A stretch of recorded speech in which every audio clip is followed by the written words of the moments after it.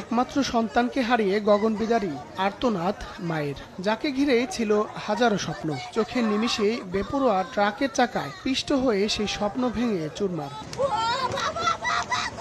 রোববার দুপুরে রাজধানীর রাজুক স্কুল অ্যান্ড কলেজ কেন্দ্রে এসএসসি পরীক্ষা শেষে বাসায় ফিরছিল উত্তরা হাই স্কুলের শিক্ষার্থী নাইম। রাস্তা পার হচ্ছিল উত্তরা বিএনএস সেন্টারের সামনে। এমন সময় দ্রুতগামী একটি ট্রাক তাকে পিষে চলে যায়। চোখের সামনেই এমন ঘটনায় নির্বাক সহপাঠীরা তাকে দ্রুত উদ্ধার করে নিয়ে যায় হাসপাতালে। তবে এর আগেই মারা যায় নাইম। রোড ক্রস করে আসতেছি, এখন একটা বিআরটিসি ট্রাক আয়সা আর কি লাগাই দিছে। ও সামনে ছিল, আমরা পিছনে ছিলাম।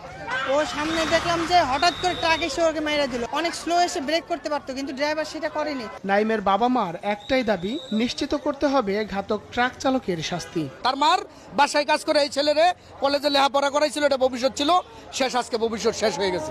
দুর্ঘটনার পর শিক্ষার্থীরাই ট্রাকটি জব্দ করলেও পালিয়ে যায় চালক। হায়দার আলী, সময় সংবাদ, ঢাকা।